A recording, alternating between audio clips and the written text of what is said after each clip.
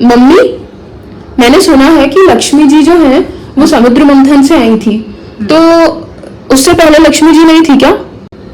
नहीं, देखो, देवता जितने भी है ना, सब अनादि होते हैं और अमर होते हैं। थी तो वो पहले भी, पर एक बार क्या हुआ था कि ऋषि दुर्वासा जी भ्रमण करते हुए स्वर्गलोक में गए और उन्होंने अपने गले की माला इंद्रदेव को पहना दी, जो स्वर्ग के राजा हैं। इंद्रदेव ने वो घमंड में आकर जो ऋषि जी ने माला दी थी उसको अपने हाथी ऐरावत को पहना दी। ऐरावत ने वो माला अपने पैरों में कुचल दी।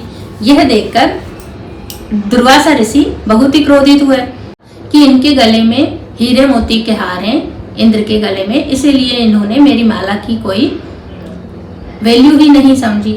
अब उन्होंने ये देखा कि इन्हें अगर श्री का ही घमंड है, तो उन्होंने गुस्से में आकर कहा कि इनके पास से श्री ही चली जाएगी और ऐरावत भी चला जाएगा, जिसको इन्होंने मेरे दिया हुआ आशीर्वाद दिया। तभी से माँ लक्ष्मी स्वर्गलोक से और पृथ्वीलोक से लुप्त हो गई। अब जब लक्ष्मी जी लुप्त हो जाएंगी तो समझो स्थिति क्या होगी, है ना? क्या होगा कि पृथ्वी पर भी जो धन धान्य जो होते हैं वो किसी के पास नहीं रहेंगे और सब गरीब हो जाएंगे।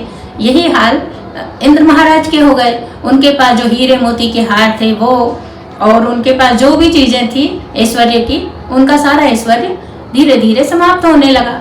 लक्ष्मी जी लुप्त हुई तो अब इंद्र को समझ में आया कि उन्होंने महर्षि के माला का जो अपमान किया था, शायद इसी वजह से उनकी श्री लुप्त हो गई है। उन्होंने दुर्वासा जी से प्रार्थना, तब दुर्वासा ऋषि ने इंद्रदेव से कहा कि तुम्हें श्री तो वापस मिल जाएगी, उसके लिए तुम्हें मेहनत करनी पड़ेगी। मेहनत में क्या करना है कि तुम्हें समुद्र मंथन करना होगा। समुद्र मंथन आसान काम तो है नहीं, इसलिए तुम्हें सभी की सहायता लेनी पड़ेगी और तुम्हें सबके पास जाना पड़ेगा। उसमें देवता होंगे और दैत्य भी होंगे। इंद्र महाराज अपने राज्य का धन वैभव वापस लाने के लिए समुद्र मंथन की तैयारियां करते हैं। वो दैत्यों के पास जाते हैं, राक्षसों के पास जाते हैं, देवताओं के पास भी जाते हैं और सब बैठकर मीटिंग करते हैं कि समुद्र मंथन किस प्रकार होगा। समुद्र मंथन करना आसान काम तो था नहीं। अब समुद्र मंथन के लिए मथानी की आवश्यकता होती। मथानी किस चीज की बनाई जाए, उस मथानी को किस चीज पे रखा जाए, उसके लिए रस्सी, समुद्र कितना बड़ा है तो इतने बड़े कई योजन वाले मथानी भी चाहिए। उसके लिए मथानी की आवश्यकता थी, रस्सी की आवश्यकता थी और मथानी को किस चीज पे रखा जाए इसकी भी आवश्यकता थी। समुद्र मंथन के लिए मथानी भी बहुत बड़ी चाहिए, रस्सी भी बहुत बड़ी चाहिए और उसको जिस चीज पे रखा जाए वो भी बहुत बड़ी ही, मतलब विशाल होना चाहिए। तुम्हें पता है कि जो समुद्र के कछुए होते हैं ये बहुत बड़े बड़े आकारों के होते हैं। कभी कभी तो इन कछुओं के ऊपर बड़े बड़े सिप भी चढ़ जाते हैं, उन्हें पता नहीं होता है, कोई टापू समझ के। अब जब वो उन पर चढ़ जाते हैं, जब वो कछुआ थोड़ा बहुत हिलता है तब उन्हें समझ आता है कि अरे ये कोई टापू नहीं था, ये तो कछुआ था। उसके बाद भगवान नारायण कच्छप अवतार लेते हैं, उसके ऊपर उनकी पीठ के ऊपर मंदराचल पर्वत को रखा जाता है और भगवान शंकर का जो वासुकी नाग उनके गले में लिपटा हुआ देखा ना, वो बहुत, उसकी लंबाई बहुत लंबी होती है।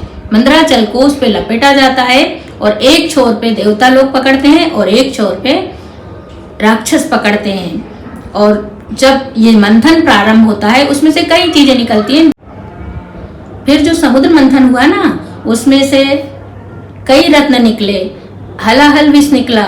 रत्नों में कामधेनु गाय, ऐरावत हाथी और कौस्तुभ मणि, ये सारी चीजें निकली। और फिर लक्ष्मी जी भी समुद्र मंथन से निकली। सबसे अंत में अमृत कलश भी समुद्र मंथन के में ही प्राप्त हुआ था। इसी तरह से इंद्र का अभिमान टूटा।